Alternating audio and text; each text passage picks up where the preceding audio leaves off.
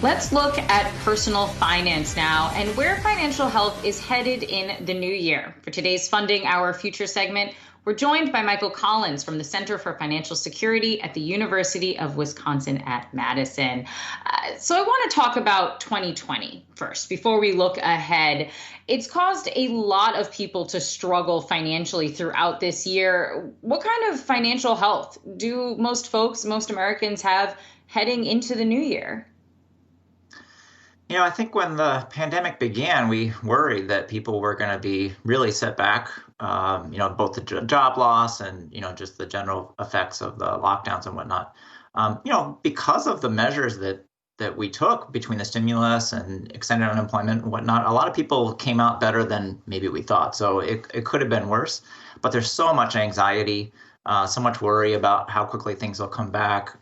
People have tried to save up the best they can, but they also are waiting for the other shoe to drop. So I think there's a lot of anxiety. And so, financial well-being is not where we'd like it to be, certainly, and isn't where it was a year ago. So we have a study and some notes that you were able to provide to us before. And it mentions young people and women specifically, women especially lagging behind financially at every single age category. So let's look at women for a moment. How do we boost women's financial health and security going forward, especially after this year where we saw women really disproportionately impacted as they were hit hardest when it came to unemployment, the fact that they were primary caretakers for their children, which are at home, thanks to daycares closing, and now having to be teachers as well. So 2021 and beyond, how do we help women of all age groups? Yeah, I think, the conditions of women, especially young women, millennial age women, have, been lagging behind men and behind older people in general. And, a lot of this is just not having the ability to absorb shocks.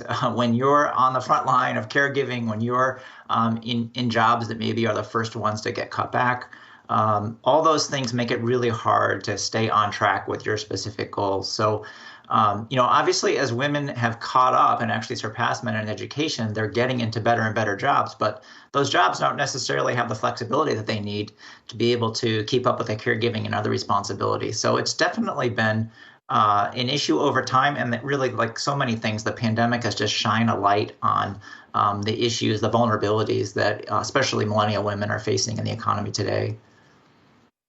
And pivoting now, at least to that specific age group of millennials, which is my age group, when I think about folks in my age cohort, I think that we've had a lot of financial hits essentially throughout the entirety of our adulthood. First, starting adulthood or our working careers anyway, with the recession and being forced to take lower salaries as a result going forward. And now we have this. Right? We have this pandemic. I'm wondering if you think that millennials are going to be the worst off generation, at least financially, and what could these knock-on effects? So what is the compound impact of this pandemic, especially after, again, that hit of a recession over a decade ago? Yeah, no, there's no question that it has been just a series of difficulties for millennials. I mean, entering the job market sort of behind and now facing this. Are sort of a decade with these sort of hard hits. And, it's been harder and harder for each generation to kind of keep up. And we're seeing that excessively with this generation, too. We did a poll with Daily Pay back in the late fall. And we asked millennials, how easy is it for you to maintain your savings? And, only half were able to say that they had been able to maintain their savings. The other half said they depleted their savings. So millennials are what resources they were able to gather, the pandemic has knocked off. And, we asked them about their goals. Only about 46% of millennial men said they were on track with their retirement savings goals, and only 25% of women. So I think it has been quite a difficult period of time this last year. And this is going to take a long time to recover from. I think we're looking at 2 or 3 years at least for some of these younger people to get back on track. This, of course, brings me at least to stimulus. A lot of folks calling the economic aid package that we've seen too little, too late. We now have $600 individual stimulus checks going out. I don't know what that can do in Madison, but here in New York, it doesn't do very much. That's $600, at least when it comes to just rent alone. So what are your thoughts on this stimulus deal? Do we need to be pushing for that $2,000 individual stimulus checks? And really, should the government be considering perhaps sustained economic assistance?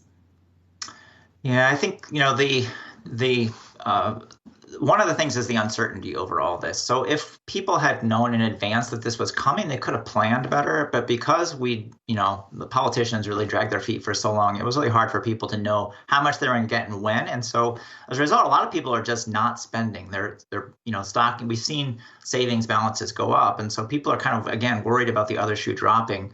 And so I suspect a lot of this $600 or $2,000 is just going to go into sort of a savings account that people use and will spend down over time. The problem is that for anybody who's lost a job or is facing, the juggling of career and caregiving and all the other things that they're facing, that, those funds don't last long. And as you said, that, if you're behind, these funds really aren't going to make a difference. So it's things like the unemployment insurance, the social safety net. Those are the programs that are really, really important for people who are facing an emergency. But for everyone else, it's going to be a matter of trying to plug those holes and keep up with what they can. And, eventually that savings, whether that comes from the stimulus or something else, is going to end up having to be spent down. All right, Michael Collins from the Center for Financial Security at the University of Wisconsin-Madison. Thanks for joining us for our Funding Our Future segment. Thanks for having me. Appreciate it.